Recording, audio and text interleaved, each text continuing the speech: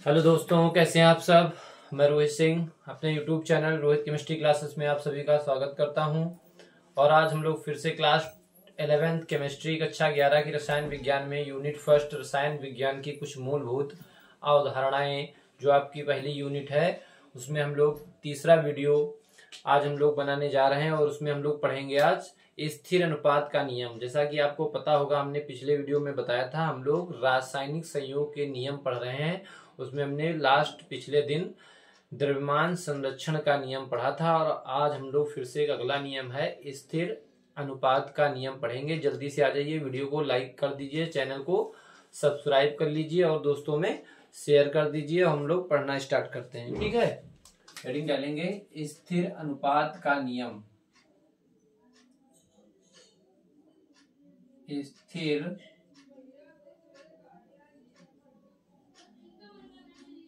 अनुपात का नियम। स्थिर अनुपात का नियम इंग्लिश में इसको बोलते हैं law of constant proportion.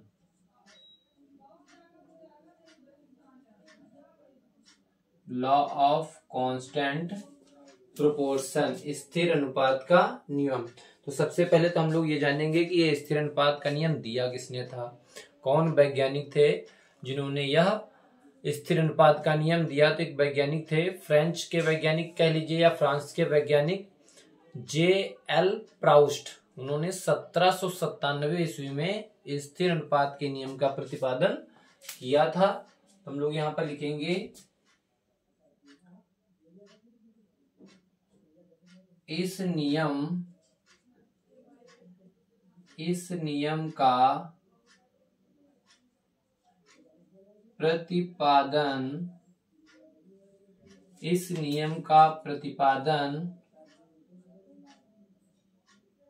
French रसायनज्ञ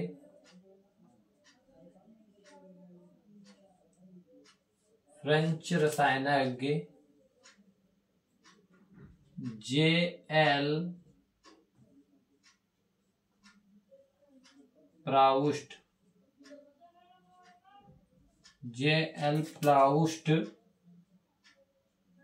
ने सन लिखना कोई आवश्यक नहीं है, लेकिन लिख लीजिए, ने सन 1797 ईस्वी में किया था, ठीक है। ये जो स्थिर अनुपात का नियम है, ये फ्रेंच रसायनज्ञ थे J.L. प्राउस्ट, और इन्होंने 1797 ईस्वी में इस नियम का प्रतिपादन किया था। इस नियम के अनुसार, किस नियम के अनुसार? स्थिर अनुपात के नियम के अनुसार। इस नियम के अनुसार डैश कर देंगे, डबल इन्वर्टेड कामा में लिखेंगे, किसी यौगिक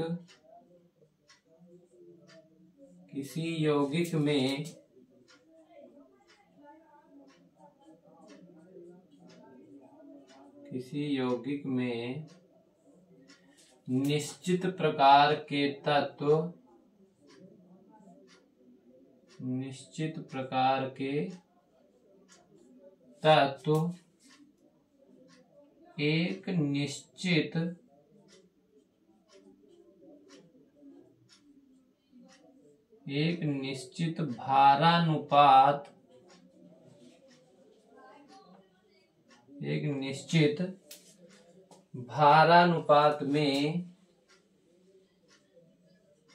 एक निश्चित भारानुपात में संयुक्त रहते हैं।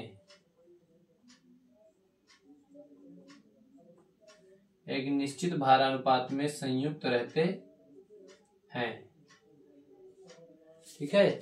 मार्कर चेंज कर लें जरा।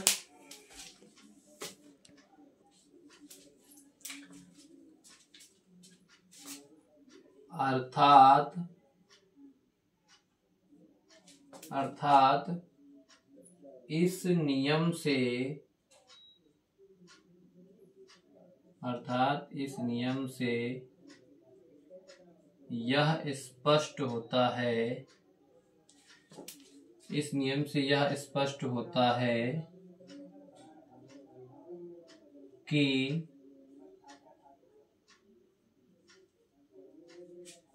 किसी रासायनिक संगठन में, किसी रासायनिक संगठन में, किसी रासायनिक संगठन में तत्वों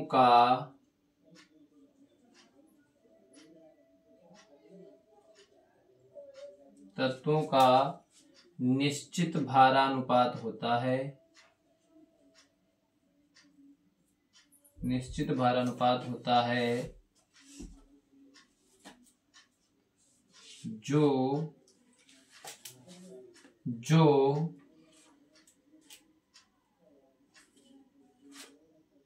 उसके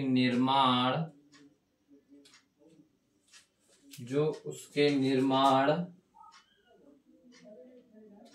एवं स्रोत पर निर्भर नहीं करता है, एवं स्रोत पर निर्भर नहीं करता है, स्रोत पर निर्भर नहीं करता है। ये बात इतना समझ लीजिएगा।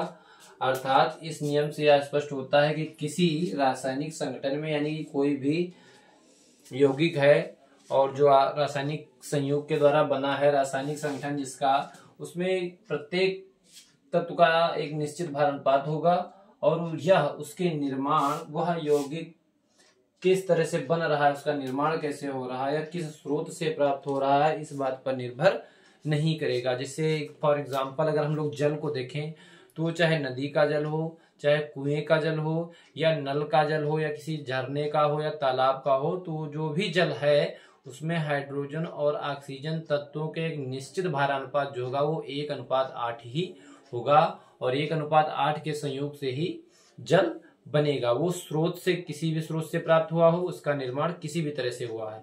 ठीक है, तो वही बात ये लिखी गई है। जैसे उदाहरण के लिए समझेंगे, उदाहरण के लिए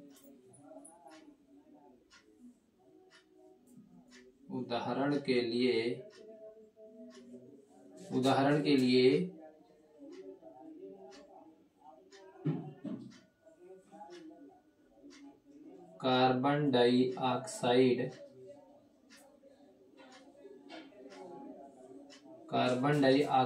में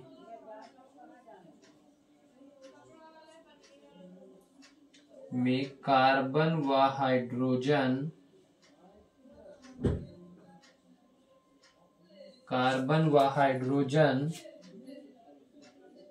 तत्व 1:, कार्बन व हाइड्रोजन तत्व 3:8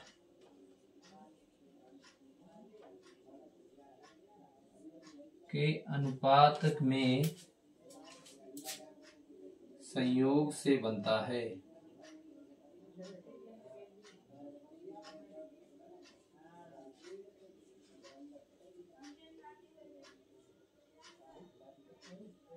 ठीक है, ये 3:8 कहाँ से आया, तो आपको पता ही होगा कि जैसे ये CO2 है, ठीक है, और इसमें देखो कार्बन और यहाँ पर जो है कार्बन डाइऑक्साइड है ना, तो कार्बन और ऑक्सीजन कर लीजिएगा, कार्बन व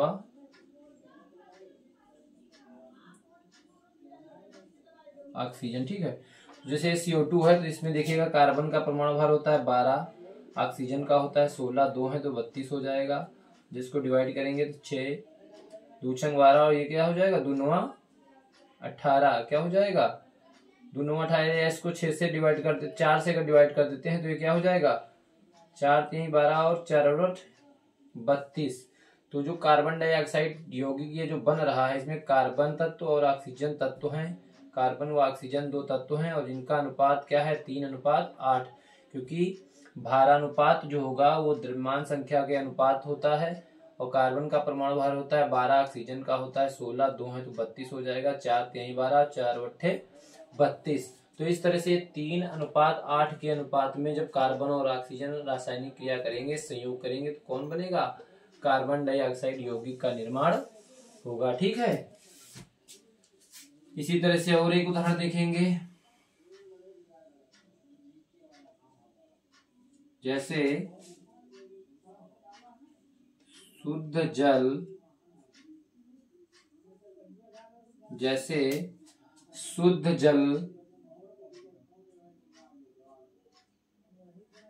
शुद्ध जल का निर्माण हाइड्रोजन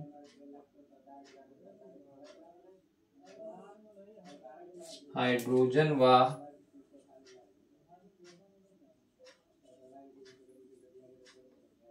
ऑक्सीजन तत्व के 1:8 के अनुपात में संयोग से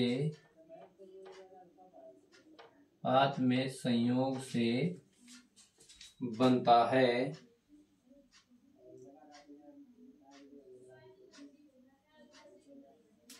है,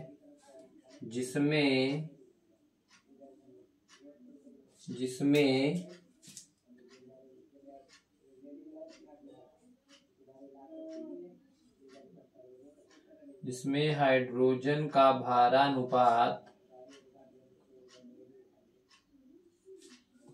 हाइड्रोजन का भारानुपात 1 तथा ऑक्सीजन का भारानुपात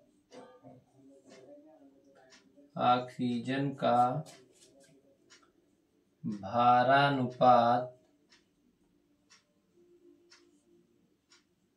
होता है।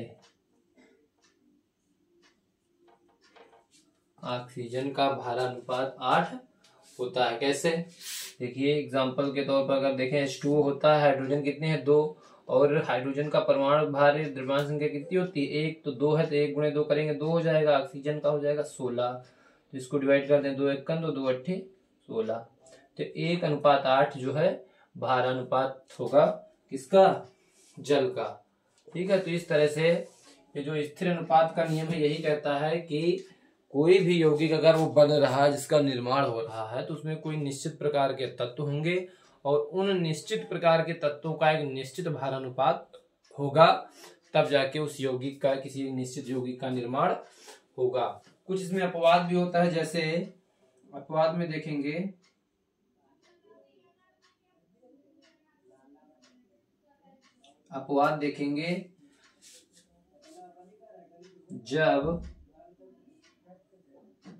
जब भिन्न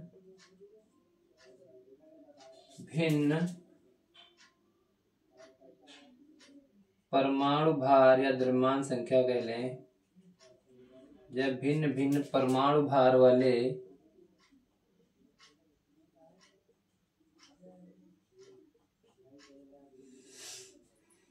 समस्थानिकों का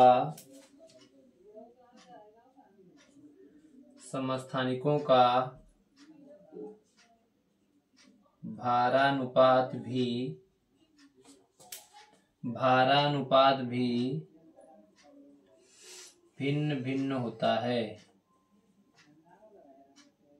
भारानुपात भी भिन्न होता है। कैसे? भाई जो भी समस्थानिक होंगे आपको पता ही होगा, समस्थानिक और समभारिक क्या होते हैं? समस्थानिक वे होते हैं जिनके परमाणु क्रमांक समान हो और परमाणु भार द्रव्यमान संख्या क्या होती है? अलग अलग होती है, तो ऐसे तत्वों को समस्थानिक कहते हैं। जैसे फॉर एग्जांपल अगर यहाँ देखें CO2, क्या देखें? CO2, और इस CO2 में अगर ये कार्बन क्या है? 12, ये क्या है? कार्बन। अगर ये 12 है तो इसका भारानुपात क्या होगा? यहाँ पर देखिए कार्बन का 12 और ऑक्सीजन का 16 होता है, 2 है तो 12 अनुपात कितना होगा? 32। और अगर सेम यौगिक CO2 ही लें, लेकिन यहाँ पर जो कार्बन हो वो कौन सा हो? 14 हो। कार्बन कौन सा हो? 14 हो। तो यहाँ पर अनुपात क्या हो जाएगा? कार्बन तो 12 ही रहेगा और ये जो है कार्बन 12 नहीं, कार्बन क्या हो जाएगा यहाँ पर 14 हो जाएगा, और ये ऑक्सीजन कितना हो जाएगा 32 हो जाएगा। तो देखिए तत्व तो दोनों सेम है, यहाँ पर भी कार्बन डाइऑक्साइड है, यहाँ पर भी कार्बन डाइऑक्साइड है, लेकिन इसमें क्या है, ये जो कार्बन का परमाणु भार है, ये कार्बन का जो समस्थानिक है इसका परमाणु भार क्या है CO2 का 12 है, और इसका CO2 का कार्बन जो है उसका परमाणु भार कितना है 14 है। जब परमाणु भार अलग अलग होंगे, भिन्न भिन्न होंगे, तो उन समस्थानिकों का जो भार अनुपात होगा वो भी क्या होगा, अलग अलग होगा, भिन्न भिन्न होगा। ठीक है, फॉर एग्जाम्पल के लिए आपने देखा CO2 में कार्बन, एक पहले CO2 में कार्बन क्या है 12 है, और दूसरे में कार्बन 14 है, तो इससे अनुपात भी जो है उनका भार अनुपात भी क्या हो जाता है, अलग अलग हो जाता है। दूसरा एग्जाम्पल अगर आप जल का भी देखें, तो अगर H2O में देखें, अगर H2O में जो ऑक्सीजन है ये कौन सा है 16, इस ऑक्सीजन का परमाणु भार कितना है 16 है, तो इसका अनुपात क्या हो जाएगा, देखो हाइड्रोजन 2 है तो 2 रहेगा, 2 अनुपात 16 रहेगा। अगर इसको डिवाइड करें तो क्या आ जाएगा 2 1 जा 2 और 2 8 जा 16, यानी कि अनुपात ये कितना आएगा 1 अनुपात 8 आ जाएगा। लेकिन अगर यहीं पर H2O का ही सेम यौगिक का अगर देखें, यहाँ पर ऑक्सीजन जो हो उसका परमाणु भार कितना हो 18 हो, तो यही भारानुपात देखो चेंज हो जाएगा, हाइड्रोजन 2 ही रहेगा और ऑक्सीजन कितना हो जाएगा 18 हो जाएगा। जब इसको काटेंगे तो 2 1 जा 2 और 2 9 जा 18, तो ये अनुपात आ जाएगा 1 अनुपात 8। देख रहे हैं सेम यौगिक हैं, बस क्या है उनके समस्थानिक जो हैं तत्व है जो है उनके परमाणु भार चेंज हैं, और जिसकी वजह से उनका भारानुपात भी चेंज हो जाता है। ऐसी बात बताई थी किसने, एक फ्रेंच रसायनज्ञ थे, केमिस्ट थे, J.L. प्राउस्ट। 1797 में ये बात बताई थी और ये नियम का प्रतिपादन किया था और बताया था कि किसी यौगिक में निश्चित प्रकार के तत्व एक निश्चित भारानुपात में संयुक्त रहते हैं। डबल इनवर्टेड कॉमा बंद कर लेंगे। अर्थात इस नियम से यह स्पष्ट होता है कि किसी रासायनिक संगठन में तत्वों का निश्चित भारानुपात होता है जो उसके निर्माण एवं स्रोत पर निर्भर नहीं करता है। उदाहरण के लिए हमने आपको 2 उदाहरण बताया, एक कार्बन डाइऑक्साइड का बताया, एक जल का बताया, और अपवाद में हमने कार्बन डाइऑक्साइड और जल दोनों के एग्जाम्पल बता दिए हैं कि जब सेम यौगिक होगा लेकिन अगर उनके क्या है परमाणु भार भिन्न भिन्न है तो उनका भारानुपात भी क्या हो जाएगा, अलग अलग हो जाएगा, भिन्न भिन्न हो जाएगा। इस तरह से ये निश्चित स्थिर अनुपात का नियम, जिसे लॉ ऑफ कांस्टेंट प्रोपोर्शन बोलते हैं, ये कंप्लीट होता है। जल्दी से मैसेज करिएगा, आप लोग कमेंट करिएगा, बताइएगा कैसा लगा class. Thank you for watching this video.